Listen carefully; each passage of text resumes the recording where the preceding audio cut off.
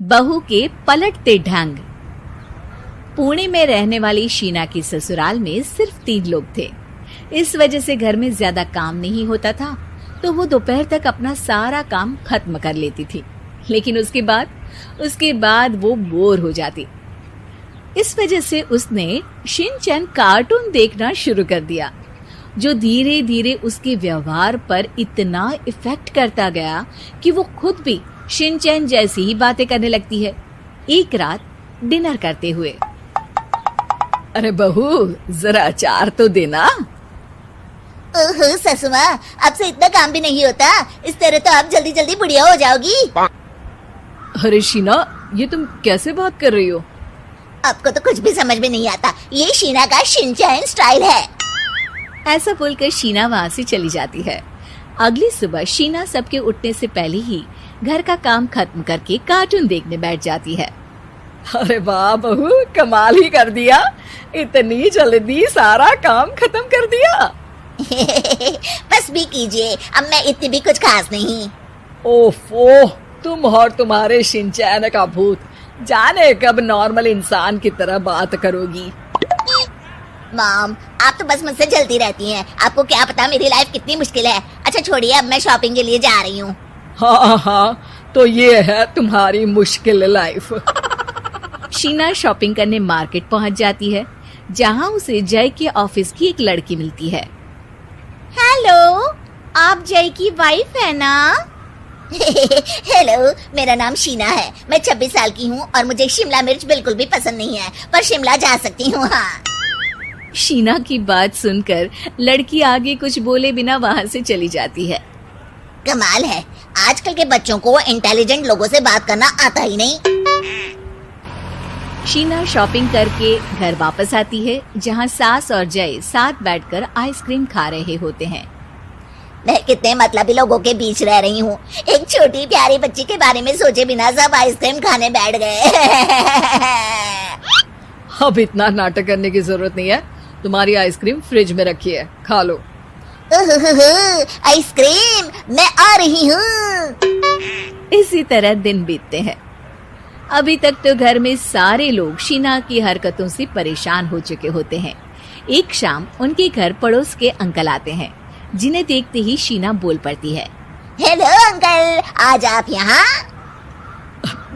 ये कह रही है आप यहाँ बैठिए, हम अभी आते हैं। ऐसा बोलकर शीना की सास उसे लेकर रसोई में चली जाती है। अरे वो तुम्हारी पापा की उम्र के हैं, उनकी इंसल्ट तो मत करो। आपको तो बस अपनी ही खुशी दिखाई देती है। शीना के ऐसे बोलने पर सास हैरान रह जाती है और शीना बाहर आकर अंकल से कहती है। तो अंकल, आज आप क्या लेने आए हैं? या फिर बस सासू माँ को देखने का बहाना चाहिए? वैसे ये इतनी भी अच्छी नहीं है, पूरा समय मुझे डांटती रहती है और कभी कभी तो खाना भी नहीं देती। अंकल हैरानी से उसकी ओर देख रहे हैं। तभी उसकी सास वहाँ आती है। अरे शीना, इतना झूठ मत बोलो, मैंने कब तुम्हें खाना नहीं दिया? अरे ऐसा बोलोगी तो तुम्हें आज रात का खाना सच में नहीं मिलेगा।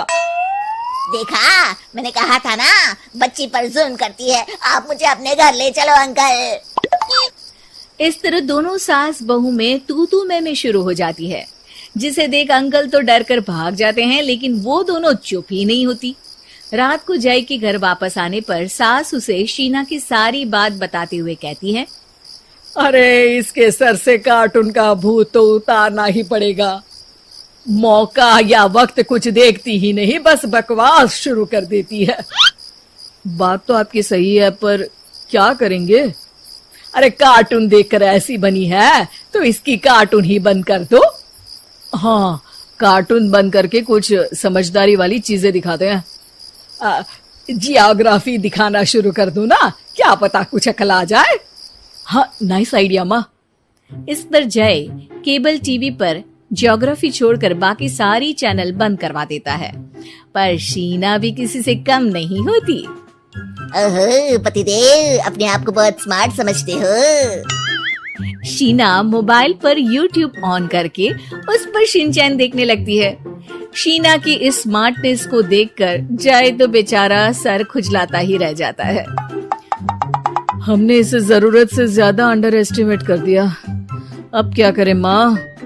अरे इंटरनेट बंद करवा दे बेटा।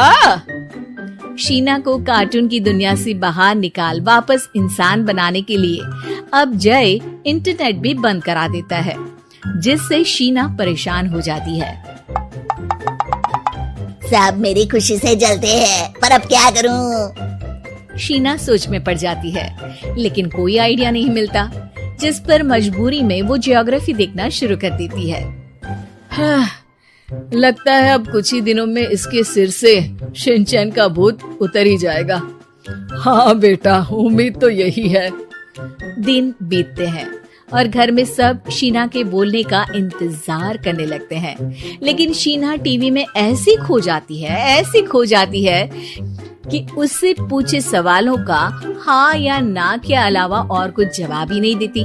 देखते ही देखते हफ्ता बीत जाता है, तो सब्र का बांध तोड़ते हुए जय टीवी बंद कर खुद ही शीना से बात करने बैठ जाता है। क्या बात है शीना, पहले तुम ज्योग्राफी देखने को तैयार नहीं थी, और जब देखने बैठी तो इसके आगे किसी चीज की कोई सूध ही नहीं, ना किसी से बात करनी, ना घर का कोई काम।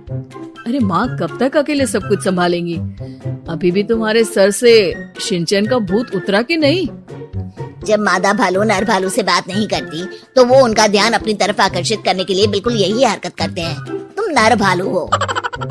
शीना के ऐसा बोलते ही जय और उसकी मम्मी एक दूसरे की तरफ देख सर पकड़कर बैठ जाते हैं।